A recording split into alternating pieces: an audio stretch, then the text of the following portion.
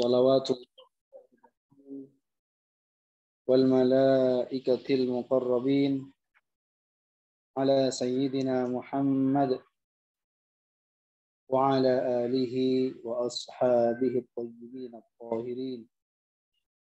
اللهم لا سهل إلا ما جعلته سهلا وأنت يا حي يا قيوم تجعل الحزن إذا شئت سهلا. اللهم علمنا ما ينفعنا وانفعنا بما علمتنا وزدنا علما يا أكرم الأكرمين. اللهم ارزقنا الإخلاص في النية والقول والعمل ونعوذ بك من حال أهل النار.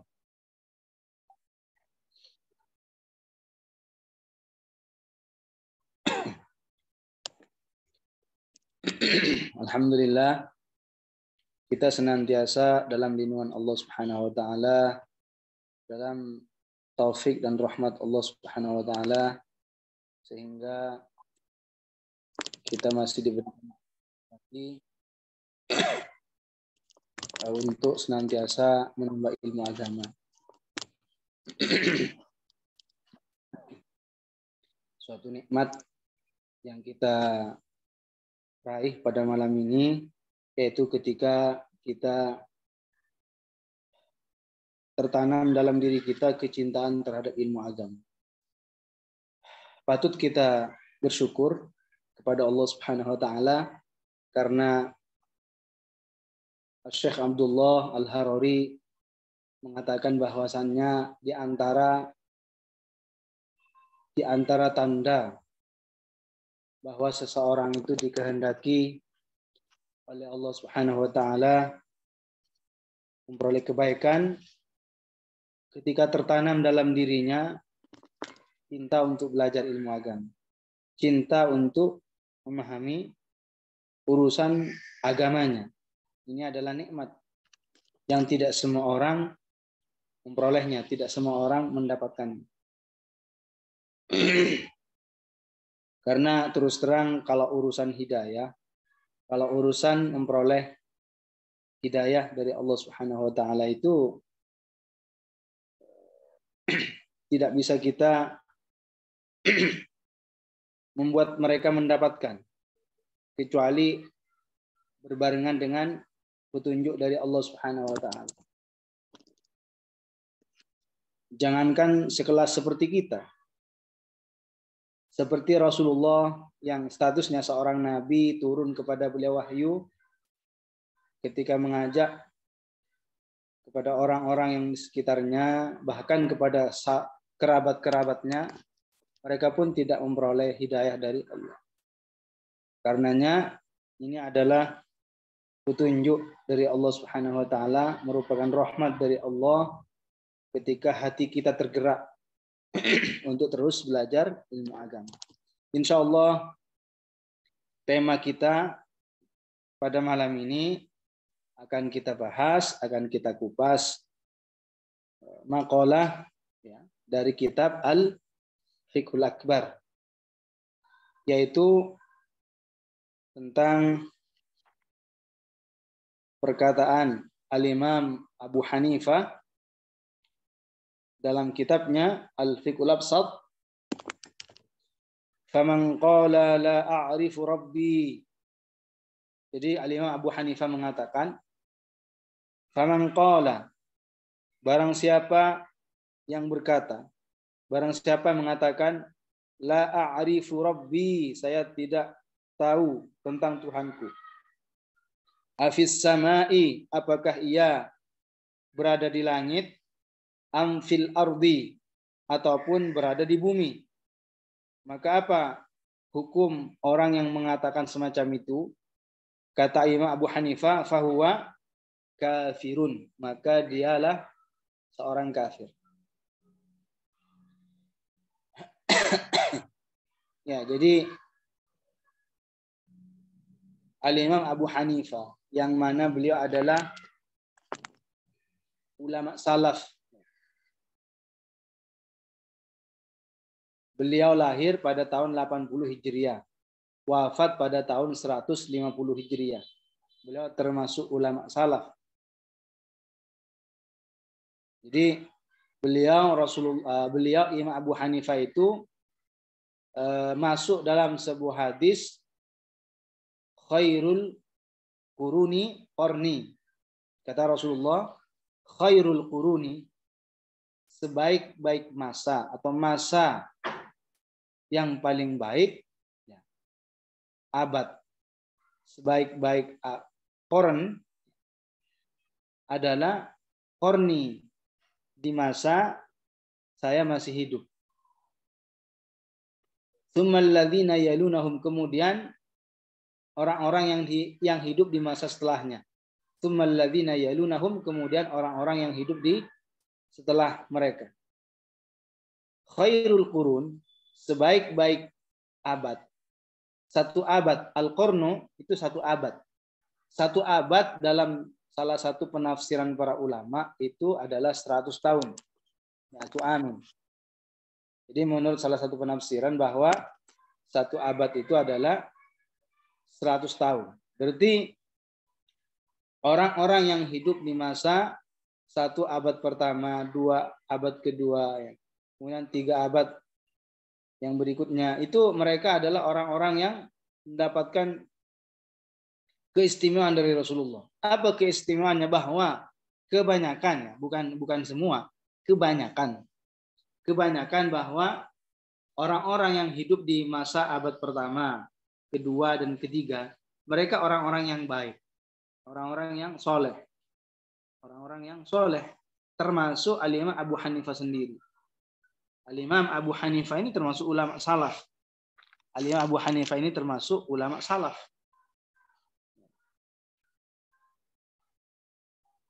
Yang akidahnya persis seperti kita, yaitu menafikan tempat bagi Allah Subhanahu wa taala.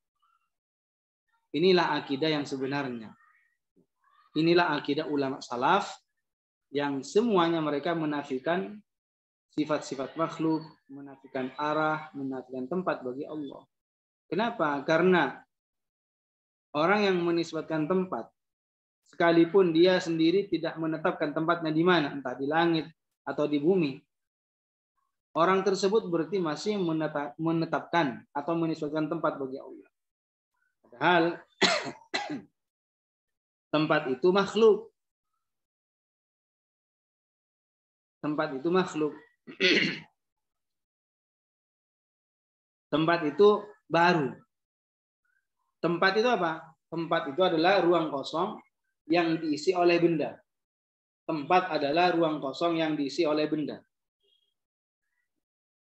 Jadi kalau kalian naruh benda atau HP atau kitab atau apa saja, letakkan di sebuah tempat. Sebelum meletakkan benda tersebut, tempat itu kosong. Kemudian ketika diletakkan, ruang kosong yang tadi itu terisi oleh benda. Nah, itu benda itulah yang bertempat. Seandainya Allah Subhanahu wa taala dikatakan bertempat, entah bertempat di langit atau bertempat di bumi, itu tak ubahnya ya sama menyamakan dengan benda yang sama-sama mengambil tempat. Dan itu mustahil. Karenanya ulama salaf termasuk Al-Imam Abu Hanifah, beliau menafikan tempat bagi Allah Subhanahu wa taala. Jadi ketika beliau mengatakan, barang siapa yang berkata, saya tidak tahu, kata Imam Abu Hanifah, barang siapa yang berkata, saya tidak tahu tentang Tuhanku, apakah Tuhanku itu di langit atau di bumi? Orang yang mengatakan seperti itu, apa kata beliau? Fahuwa kafirun. Kenapa yang mengatakan itu dihukumi telah keluar dari Islam? Karena dia apa? Mengkhususkan Allah berada di satu arah, mengkhususkan di suatu tempat. Sedangkan sesuatu yang tertentu berada di suatu arah atau suatu tempat, itu berarti ada yang menentukan. Seandainya Allah itu di langit, berarti kan Allah itu secara tidak langsung berarti butuh kepada yang menentukan tempat Allah di langit. Seandainya ada orang mengatakan Allah di bumi, Berarti kan sama saja itu mengatakan bahwa ada yang menentukan Allah tempatnya di bumi. Kayak kita kan berada di bumi karena ada yang menentukan tempatnya, itu Allah. Kenapa kita lahirnya di Indonesia? Kan sah-sah saja lahir di luar Indonesia. Kenapa kita warna kulit kita orang di luar Indonesia? Kan dengan warna kulit tertentu, tidak dengan warna.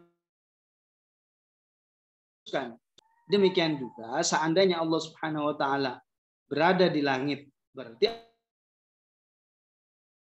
seandainya Allah Subhanahu wa taala berada di bumi, berarti juga apa? Ada yang menentukan tempatnya Allah di bumi, dan itu mustahil. Jadi sekalipun ada orang mengatakan saya tidak tahu tempatnya Allah di langit atau di bumi, orang yang mengatakan semacam ini berarti masih meyakini tempat bagi Allah walaupun tidak menentukan tempatnya. Dan ini masih dikatakan bertentangan. Karena sama-sama, karena masih menetapkan tempat bagi Allah Subhanahu wa taala. Jadi tidak boleh. Jadi tidak boleh juga mengatakan saya tidak tahu apakah Allah itu di atas arsy atau enggak di atas arsy. Nah, ini tidak boleh juga.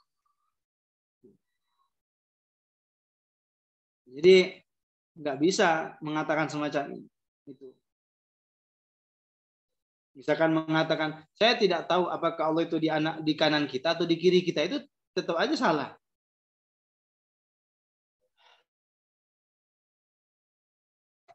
Daripada pemahaman yang salah itu.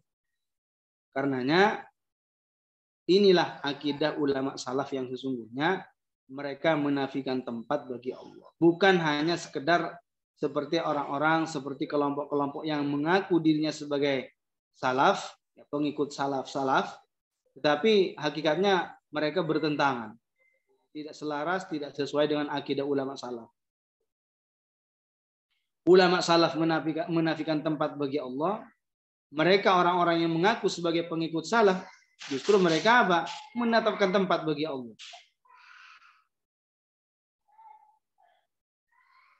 Jadi Allah Subhanahu wa taala itu berbeda dengan makhluknya. Allah Subhanahu wa taala tidak bisa dibayangkan, tidak bisa dijangkau dengan akal pikiran.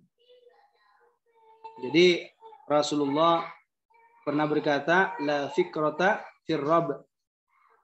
La fikrata fir rabb. Artinya apa? Allah Subhanahu wa taala tidak bisa dijangkau dengan akal pikiran manusia. Allah Subhanahu wa taala bukan benda, bukan sesuatu yang berbentuk, bukan sesuatu yang berukuran. Apa yang terbayang, apa yang terlintas dalam benak kita, itu pasti yang terlintas sesuatu yang berbentuk, sesuatu yang memiliki rupa.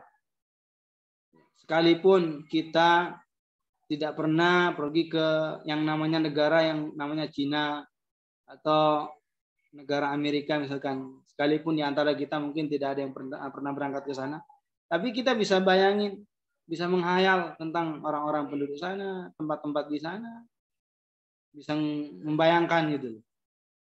Tapi kalau Allah nggak bisa dibayangkan. Al-Imam Syekh Fakhruddin Ibnu Asakir dalam risalahnya mengatakan la tablughuhul awham. Artinya apa? Tidak bisa dicapai melalui prasangka. Allah Subhanahu wa taala tidak bisa, zatnya, hakikatnya manusia itu bisa mengetahui hakikatnya, tidak bisa. Jadi Allah Subhanahu wa taala itu tidak bisa dibayangkan, tidak bisa difikirkan.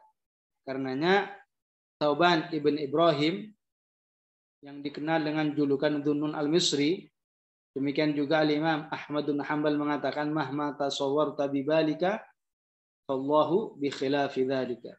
Jadi apapun yang terlintas di benakmu tentang Allah, maka itu bukan Allah. Ini penafian tentang sifat-sifat makhluk bagi Allah Subhanahu wa taala. Bahwa Allah Subhanahu wa taala bukan makhluk yang memiliki sifat-sifat seperti yang ada pada kita, seperti berukuran, berbentuk, memiliki rupa. Ya, jadi jelas perkataan Imam Abu Hanifah ini jelas-jelas nafyul makani fi haqqillahi ta'ala. Menafikan tempat bagi Allah. Karena kalau kita lihat bahwa kata beliau, faman qala la a'rifu rabbi. Barang siapa yang berkata, saya tidak tahu tentang Tuhanku. Afis sama am fil ardi. Apakah Allah itu di langit atau di bumi? Artinya apa? Orang yang mengatakan semacam itu hanya tidak tahu tempatnya. Di langit atau di bumi. Tapi menisbatkan tempat. Menisbatkan tempat. Apa kata beliau? Fahuwa kafirun. Maka dialah seorang yang kafir. Artinya orang yang keluar dari Islam. Jadi kita tidak boleh menyamakan, menyerupakan Allah dengan makhluknya. Tidak boleh. Kalau seandainya keyakinan bahwa Allah Subhanahu wa taala memiliki tangan, memiliki anggota tubuh, memiliki tempat, memiliki arah. Kalau ini tidak disebut sebagai akidah tasbih, kalau tidak disebut sebagai akidah yang bertentangan dengan Al-Quran, terus akidah tasbih yang sebenarnya itu seperti apa? Keyakinan yang menyamakan Allah dengan makhluknya, dengan menisbatkan tempat bagi Allah, menisbatkan sifat-sifat makhluk bagi Allah. Kalau ini tidak disebut dengan akidah tasbih, nah, akidah tasbih itu yang dilarang seperti apa? Ya, jadi jelas yang seperti ini yang disebut sebagai akidah tasbih.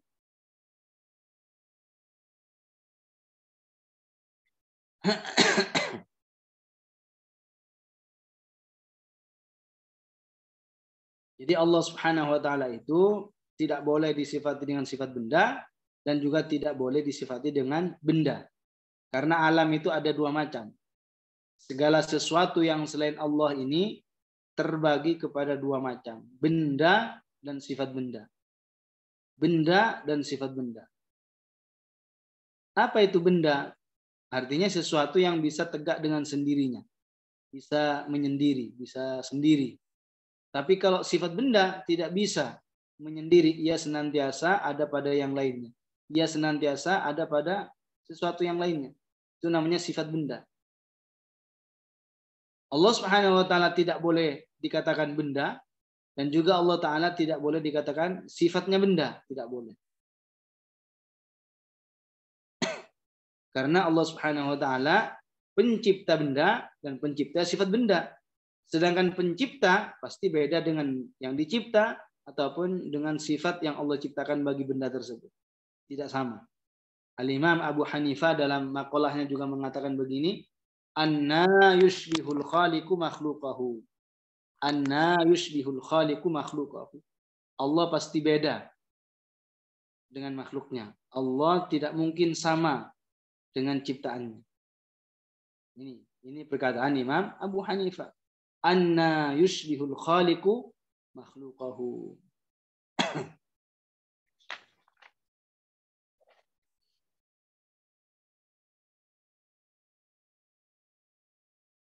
Tafakkaru fi khalqil fil khalqi. Tafakkaru fil khalqi wala tatafakkaru fil khaliqi.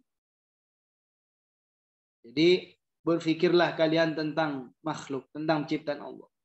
Wala tatafakkaru fil khaliqi, dan janganlah sekali-kali kalian berpikir tentang pencipta. Maksudnya yang dilarang untuk berpikir tentang pencipta itu ini perlu dipahami. Maksudnya yang dilarang itu kalau mensifati Allah dengan makhluknya itu yang tidak boleh. Kalau hanya bahas tentang masalah bahwa Allah itu pencipta, tidak ada yang menciptakan kecuali Allah. Allah bersifat ini maha menguasa ilmu, berkehendak. Nah, itu tidak dilarang itu. Tidak dilarang. Kalau hanya mempelajari tentang sifat-sifat yang wajib, bahwa Allah itu maha melihat, maha mendengar, pendengarannya beda dengan kita, melihatnya beda dengan kita, Allah tidak membutuhkan kepada alat apapun. Ya, itu bukan sesuatu yang dilarang itu. Memang dianjurkan. dalam kitab karya Al-Imam Al-Bayadhi Isyaratul Maram mengatakan begini, bahwasannya termasuk perkara yang sangat penting adalah menyampaikan tentang masalah prinsip-prinsip akidah kepada orang lain. Itu yang wajib, yang kita utamakan di zaman-zaman sekarang ini. Yang sangat penting untuk kita sampaikan kepada orang lain, itu pertama kali yang kita sampaikan adalah tentang masalah akidah. Jadi min ahamil umur, itu termasuk perkara yang sangat penting adalah menyampaikan kepada orang lain tentang masalah akidah. Akidah yang benar seperti apa? Akidah Ahlus Sunnah wal Jamaah seperti apa? Karena itu adalah kunci utama. Kita ketika berbicara apapun, jangan sampai lupa untuk menyelipkan untuk menyelingi tentang masalah akidah. Karena kebutuhan orang-orang di zaman sekarang ini kepada tentang ilmu akidah itu jauh lebih banyak, lebih butuh daripada makanan atau pakaian. Karena itu yang sangat menentukan tentang keselamatan seseorang, tentang masalah akidah. Orang itu kan kebanyakan kadang yang diperhatikan untuk keselamatan dunia saja. Kebanyakan orang itu kan mementingkan masalah urusan keselamatan dunia. Menjauhi makanan tertentu, menjauhi hal-hal tertentu demi menjaga kesehatan. Kenapa orang itu juga tidak menjaga bagaimana dirinya kelak di akhirat selamat dari azab kubur, supaya selamat daripada siksa neraka, supaya selamat dikena kesulitan di akhirat, sehingga kalau berpikir kepada hal tersebut menjauh daripada perbuatan dosa. Itulah manusia tidaklah disebut sebagai manusia dikarenakan sering lupa, sering tidak menyadari, sering lupa.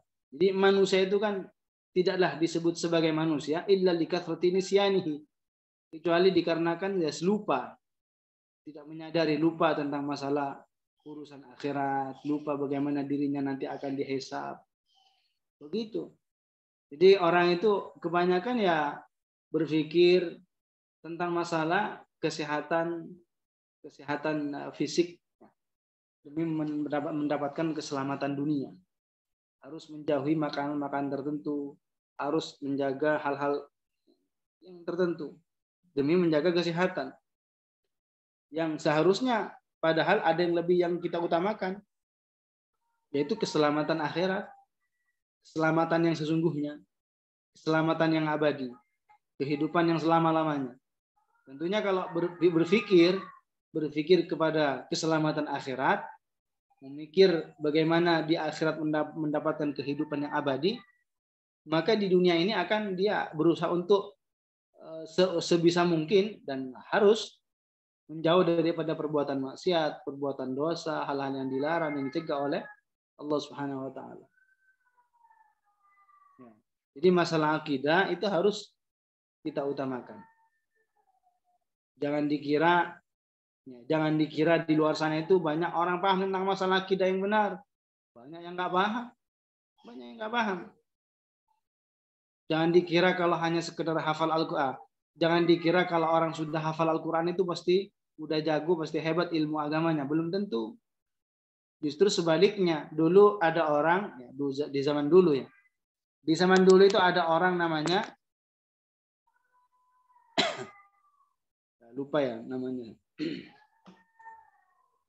Jadi ada orang itu hafal Al-Quran. Hafal Al-Quran.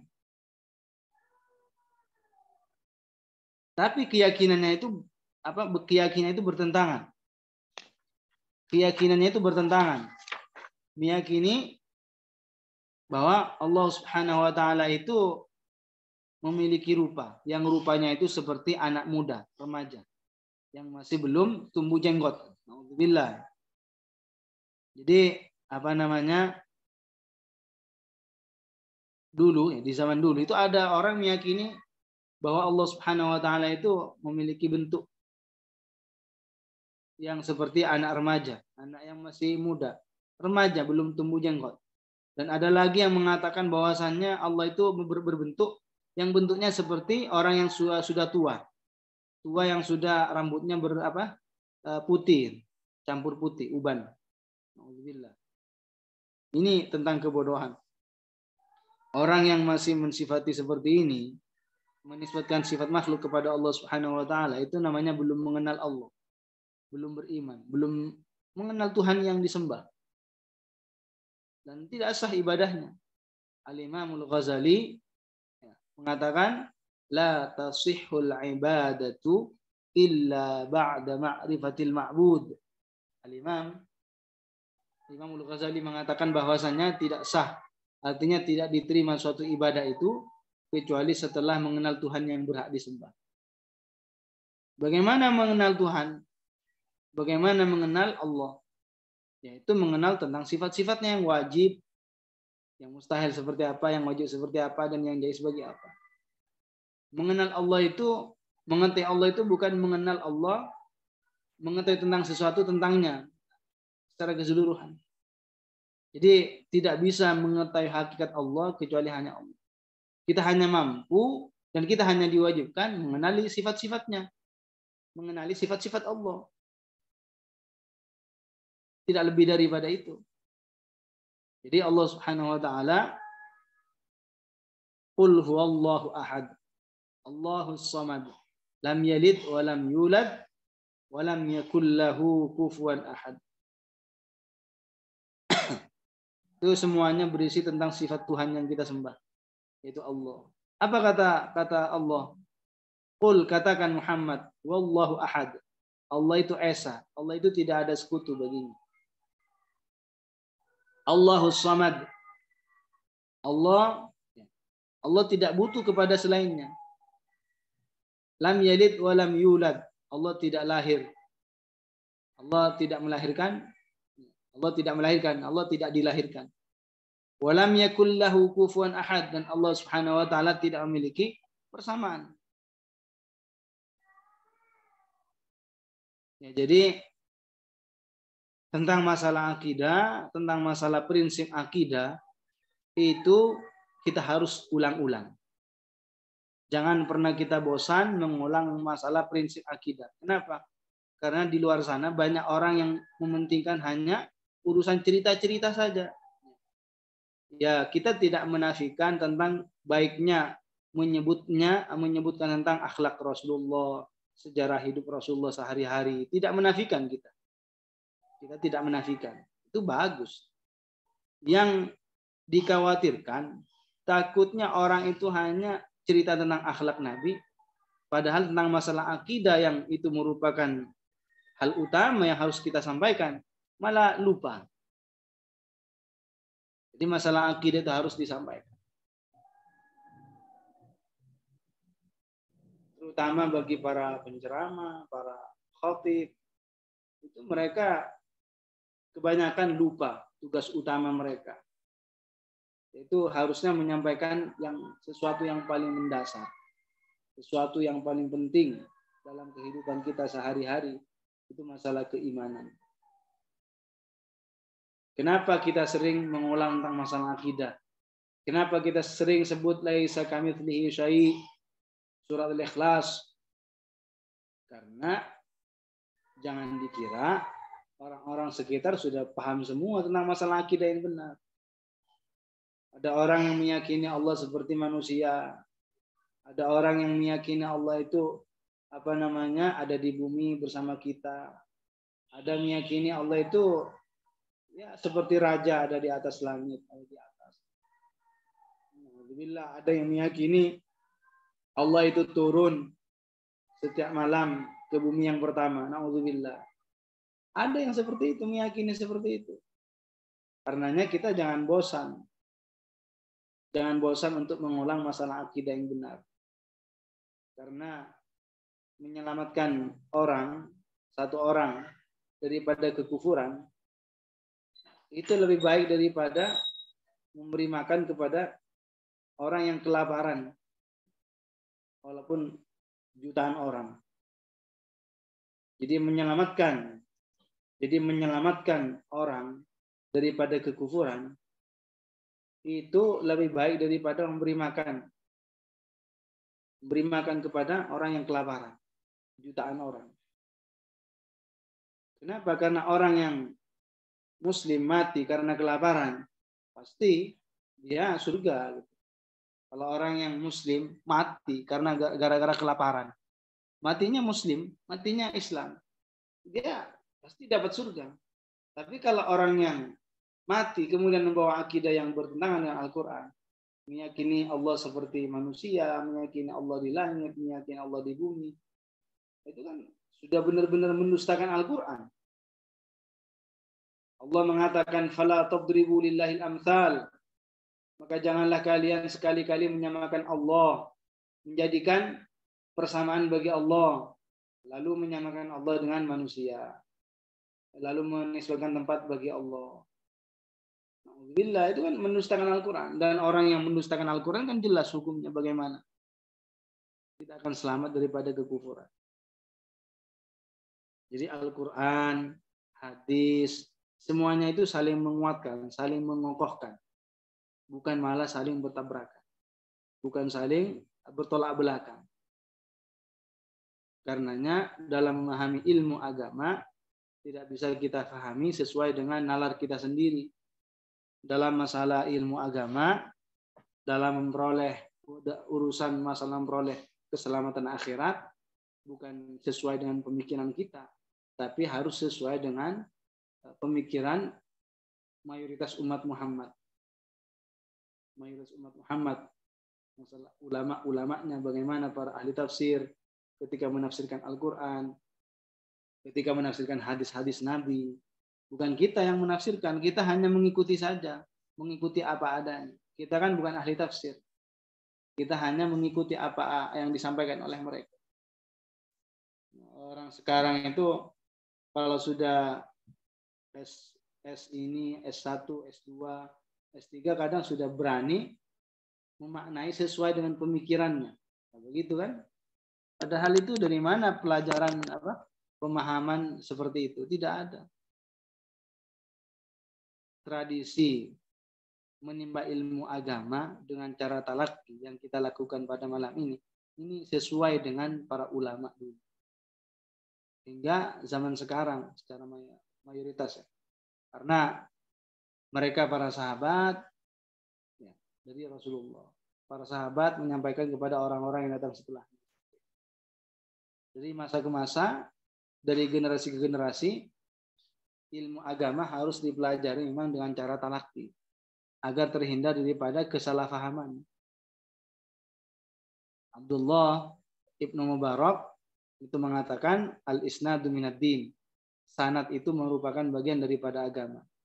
Laulal isnadu laqala man syaa ma syaa. Seandainya tidak ada sanad, seandainya tidak ada sanad dalam menimba ilmu agama, maka siapapun akan berkata sesuai yang mereka katakan. Sesuai apa yang mereka ingin katakan. Ya, jadi banyak orang itu salah paham. Itu gara-gara diantaranya sebabnya salah memahami hadis. Sampai-sampai meyakini Allah turun di sepertiga malam ke langit yang pertama. Itu hadisnya, kalau dipahami secara zahirnya, memang begitu seakan-akan Allah yang turun di sepertiga malam ke langit yang pertama. Seakan-akan seperti itu, tapi enggak seperti itu yang sesungguhnya. Hadisnya benar, hadisnya betul, tapi orang yang memahami seperti itulah yang dikatakan salah. Yanzilu Rabbuna, itu bunyi hadisnya. Yanzilu Rabbuna ila sama'id dunya kulla lailatin. Yanzilu Rabbuna, itu bukan berarti dimaknai secara harfiah. Itu berbahaya sekali kalau dimaknai secara perkalimat, perkata. Jangan hanya bermodal pengetahuannya tentang bahasa Arab, hanya tahu kalimat maknanya yanzilu apa, Rabbuna apa, langsung dimaknai Tuhan kita turun. Na'udzubillah. Itu hadisnya betul. Hadisnya benar. Memang yanzilu Rabbuna. Cuma itu ada kata yang dibuang. Itu namanya majazul hadzf. Ada kata yang dibuang. Itu aslinya yanzilul malaku bi amri rabbina. Malaikat turun dengan perintah Allah Subhanahu wa taala, atas perintah dari Allah. Itu yang turun, malaikat yang turun ke langit yang pertama di setiap sepertiga malam atas perintah Allah. Bukan berarti Allah yang turun.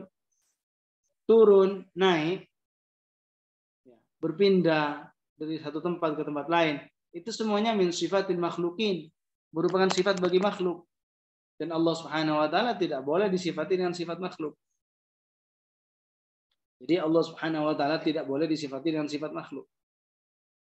Allah Subhanahu wa taala laisa kamitslihi syai'. Allah Subhanahu wa taala berbeda dengan makhluknya. Allah Subhanahu wa taala tidak bertempat bertempat di langit, tidak bertempat di bumi, tidak bertempat di mana-mana. Sebagian orang itu kalau dikatakan Allah tidak bertempat di langit, tidak bertempat di bumi, dikira apa? Yaitu Allah di mana-mana katanya. Kita mau benerin malah menghancurkan. Kita inginnya membenarkan akidah yang benar, malah makin parah gitu kan. Jadi nggak boleh dikatakan Allah itu di mana-mana. Seandainya ada orang mengatakan Allah di mana-mana, itu menyamakan Allah dengan udara. Kalau udara itu kan ada di mana-mana, udara. Di sana, di sini, di kanan, di kiri, udara di mana-mana. Padahal udara itu, angin, udara itu kan makhluk. Dan Allah berbeda dengan makhluknya. Ini lagi-lagi salah paham. Salah memahami Al-Quran. Jadi harus kita dalam menimba ilmu agama, dalam memahami urusan agama, baik dalam masalah di bidang akidah atau fikih atau yang lainnya, jangan sampai pahami sesuai dengan nalar, sesuai dengan fikirnya sendiri. Ya, bukan urusan dunia ini. Kalau urusan dunia, ya bisa otak-atik sendiri, bisa mikir-mikir sendiri, bisa reka-reka, itu urusan dunia. Kalau salah paling fatal di dunia saja. Tapi kalau orang dalam urusan memperoleh keselamatan akhirat, terus ngereka-reka, itu berbahaya sekali. Jadi harus kita pastikan. Belajar itu harus kepada orang lain, bukan belajar sendiri. Jadi Ibnu Sirin mengatakan, inna hadzal ilma din, fanzuru amman ta'khuduna dinakum. Jadi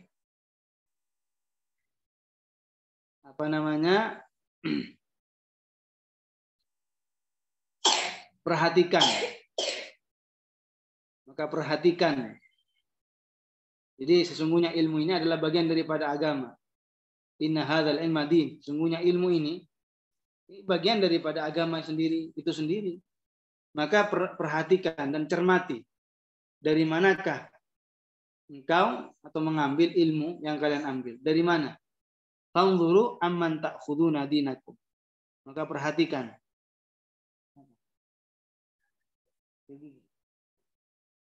Maka perhatikan dari manakah kalian mengambil ilmu. Jadi ini mengajarin kepada kita harus mengambil kepada orang lain, bukan mengambil sembarangan gitu.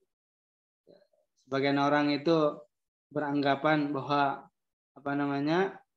Google itu lebih pandai daripada kita. Padahal Google itu kan macam-macam di situ. Bukan yang naruh makalah-makalah yang seperti orang kita semua. Campur gitu, nggak jelas. Orang yang tidak memiliki pengetahuan yang memadai bisa-bisa berbahaya gitu. Mudah-mudah terpengaruh gitu. Itu ibarat orang tidak punya keahlian dalam berenang, kemudian loncat ke laut. Apa yang terjadi? Bahaya sekali. Jadi harus menjaga kemurnian ilmu agama yang sesungguhnya itu harus kita utamakan. Jika urusan dunia saja harus berguru kepada orang lain, kenapa tidak dalam urusan masalah menyangkut keselamatan kita di akhirat, kita tidak belajar kepada orang lain. Jadi intinya kesimpulan malam ini, kesimpulan pembahasan malam ini, bahwa ulama salaf seperti Imam Abu Hanifah dan ulama-ulama lainnya juga, mereka semuanya menafikan tempat bagi Allah dan tidak menisbatkan sifat apapun dari makhluk bagi Allah Subhanahu wa taala. Mudah-mudahan di kesempatan berikutnya, ya, mohon maaf ini kemalaman, ya, jadi karena ada acara saya. Jadi alhamdulillah walaupun terburu-buru dan pembahasan kita singkat, ya, masih dijadikan oleh Allah sebagai ilmu yang bermanfaat, ilmu yang barokah, dan mudah-mudahan kita senantiasa diberikan kekuatan untuk menyampaikan kepada orang lain, dan mudah-mudahan masih diberikan umur panjang sehingga kita masih terus belajar dan mencari tambahan ilmu agama sebanyak mungkin. Mungkin sampai di sini. Mari kita tutup dengan tahlil, sholawat dan istighfar. La ilaha illallah. Allahumma salli ala sayyidina Muhammad wa ala alihi wa sahbihi wa sallim. Rabbi ighfirli wa liwalidayya wa lil mu'minin wa lil mu'minat. Assalamualaikum warahmatullahi wabarakatuh.